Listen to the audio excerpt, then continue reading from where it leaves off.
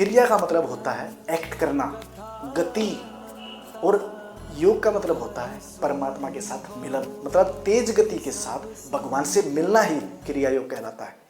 दोस्तों, क्या आपको भी अपना काम करते वक्त थकान महसूस होती है? क्या आपको भी लगता है कि जो भी मैं काम करता हूँ उसमें मेरा मन लगता ही नहीं? क्या आपको भी लगता है कि जो भी मैं काम करने के लिए जाता हूँ तो उसमें मेरे को तारीफ मिलने के बजाय अक्सर गालियाँ मिलती रहती है? तो दोस्तों, यह वीडियो सिर्फ आपके लिए। अगर मेरा बस चले तो मैं किन्हीं भी व्यक्तियों को विवाह करने के पहले ध्यान को अनिवार्य बना दूं। दोस्तों, स्वामी विवेकानंद एक संत होने के साथ साथ बहुत अच्छे टीचर भी थे। वह अक्सर बोलते हैं कि अपने काम से प्यार करना और बदले में कुछ न मिलने की आशा करना ही असल जीवन में कर्म योग कहलाता है। दोस्तों, उनके द्वारा लिखी गई कर्म योग बुक में एक बेहद अच्छा चैप्टर आपको देखने को मिलेगा। उनमें बताया गया है कि कैसे 3 नीले रंग के पक्षियों ने अपना कर्म निभाने के लिए अपनी जान तक दे डाली। उनके लिए कर्म सबसे पहले था और जीवन उसके बाद। दोस्तों, यह स्टोरी आपको जीवन जीने का एक नजरिया सिखाएगी, कृपया ध्यान से सुनिएगा। दोस्तों, एक बार एक राजा अपने 2 बच्चों के साथ शिकार के लिए निकल पड़ता है और उस जंगल में शिकार करते करते कब शाम हो गई उस राजा को पता ही नहीं चला। जब वह अपने घर की तरफ लौटने का एक आदेश अपने बच्चों को देते हैं तो बहुत ज़्यादा भूल भुलैया होने के कारण वह रास्ता भटक जाते हैं और बहुत ज़्यादा घूमने की वजह से उनको थकान महसूस होने लग जाती है और एक समय के बाद वह जंगल से बाहर निकलने का इरादा भी भूल जाते हैं। सुबह होने तक का हमें इंतजार करना होगा, तब तक हमें इस जंगल में ही इस समय को व्यतीत करना पड़ेगा। राजा और दोनों बच्चे एक पेड़ के नीचे जाकर के विश्राम करने के लिए बैठ जाते हैं। यह सारा का सारा किस्सा ऊपर बैठे 2 नीले रंग के पक्षी देखते रहते हैं। उन दोनों पक्षियों की नज़र जैसे ही राजा पर पड़ी तो उनमें से एक पक्षी अपनी पत्नी को बोलता है कि सुनो, कि हमारे घर पर मेहमान आए हैं और मेहमान हमेशा भगवान के समान माने जाते हैं, क्योंकि हमारे बड़े पूर्वज यही कह कर के गए हैं। और अगर भगवान आपके घर पर आते हैं, अगर भगवान को बगैर खाना खाए हमारे यहाँ से भेजा गया तो ये सबसे बड़ा श्राप है, सबसे बड़ा पाप माना जाएगा। यह चीज़ सुन करके उसकी पत्नी बोलती है, हम कर भी क्या सकते हैं? तो दोस्तों, मायूस होकर वह नीला पक्षी किसी दूसरे गांव में उड़ करके चले जाता है और वहाँ से एक छोटा सा आग का टुकड़ा अपनी चोंच में दबा कर लाता है और राजा के पास गिरा देता है। राजा देख करके ईश्वर को धन्यवाद करता है कि भगवान, बहुत बहुत धन्यवाद आपका कि आपने ठिठुरती हुई ठंड में हमारे कोयले के सहारे बहुत ज़्यादा मदद कर डाली। राजा की खुशी का ठिकाना नहीं था। वह बहुत सारी लकड़ियाँ बटोर करके आग जला डालता है और यह चीज़ देखते हुए दोनों पक्षी अत्यंत खुशी महसूस करते हैं। पर दोस्तों, कुछ समय के बाद उन दोनों पक्षियों में से एक पक्षी के दिमाग में आता है कि दोस्तों, अगर ये मेहमान यहाँ से खाना खाए बगैर गए तो हमारे लिए पाप है, हमारे लिए श्राप है। यह चीज़ देखते हुए वह नीला पक्षी दोबारा से उड़ने की कोशिश करता है और इधर उधर जाता है, लेकिन खाने का प्रावधान कहीं नज़र नहीं आता और वह आकर के अपनी पत्नी को बोलता है, सुनो, कि इनके खाने के लिए आसपास तो कुछ है ही नहीं, अब हम क्या करें? कैसे हम अपने कर्म को निभाएं? कैसे हम इनके लिए अपना फर्ज अदा करें? दोस्तों, उसकी पत्नी का दोबारा से यही जवाब आता है कि हम कर भी क्या सकते हैं।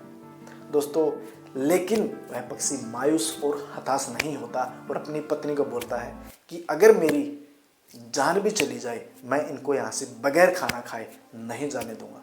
और दोस्तों, और कहीं से उस पक्षी को मदद नहीं मिलती दिखी और वह जब दोबारा से उड़ने की कोशिश करता है, उसकी पत्नी पूछती है कि अब कहाँ जा रहे हो? और वह पक्षी बोलता है कि मैं अपना कर्म निभाने जा रहा हूँ। और वह 1 सेकंड के अंदर उस आग के अंदर छलांग लगा देता है। आग को इतनी सी भी दया नहीं आई, उस पक्षी को भून करके रख दिया। यह सारा का सारा किस्सा उसकी पत्नी के सामने होता है और उसकी पत्नी के दिमाग में भी तुरंत यह विचार चलने शुरू हो जाते हैं कि असल जीवन में मेरी पति की सेवा करना, उसकी बातों का आज्ञा पालन करना, उसकी हर बात को मानना, उसके उद्देश्य में ही मेरा उद्देश्य है, उसके कर्म में ही मेरा कर्म है। अगर मैंने अपने पति का साथ नहीं दिया, यह मेरे कर्म के खिलाफ है और यह मेरे लिए सबसे बड़ा पाप होगा। दोस्तों, इसी विचार के साथ वह उसकी पत्नी भी उस आग के अंदर छलांग लगा डालती है और दोस्तों, आग उसको भी भून करके रख देती है।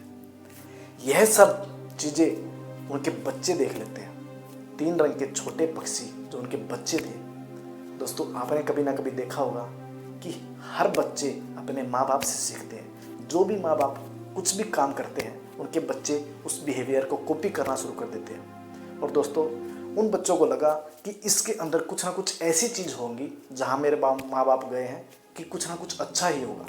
और दोस्तों, वे तीनों पक्षी भी इन आग के अंदर छलांग लगा डालते हैं और उन तीनों पक्षियों को भी भून करके रख दिया। और उन 5 ने अपनी जान दे करके अपने कर्म को, अपने फर्ज को सबसे ऊपर रखा।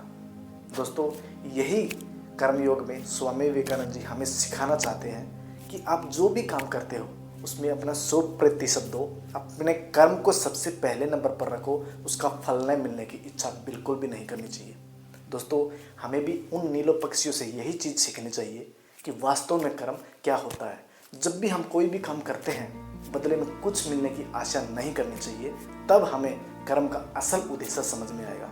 लेकिन आजकल की आधुनिक जो दुनिया चली हुई है, अक्सर जो भी काम करते हैं, किसी की मदद करते हैं या फिर कुछ भी काम करने के लिए सोचते हैं, उनके दिमाग में परिणाम सबसे पहले चलना शुरू हो जाते हैं कि अगर मेरे को वो चीज़ मिलेगी तब मेरे को ये काम करना चाहिए। लेकिन असल जीवन में सबसे ज़्यादा सुखी व्यक्ति वही है जो फल न मिलने की आशा करता है। एक सन्यासी इतना खुश क्यों रहता है? क्योंकि वह फल का इंतज़ार करता ही नहीं। उसको पता है कि मेरे को सिर्फ अपना कर्म करना है, मेरे को सिर्फ अच्छे कर्म करने हैं, फल मिले या ना मिले, मेरे को सिर्फ अपने कर्म से मतलब। असल जीवन में कर्मयोग यही होता है। दूसरा दोस्त, क्रिया योग। क्रिया योग एक आध्यात्मिक अभ्यास की उत्पत्ति प्राचीन भारत में हुई थी, लेकिन आधुनिक समय में इसका प्रचार करने के लिए हमारे ऋषि मुनियों, बड़े पूर्वज, हमारे योगियों द्वारा इसको लोकप्रिय बनाया गया ताकि इसका लाभ ज़्यादा से ज़्यादा व्यक्ति ले सके। दोस्तों, क्रिया का मतलब होता है एक्ट करना, गति,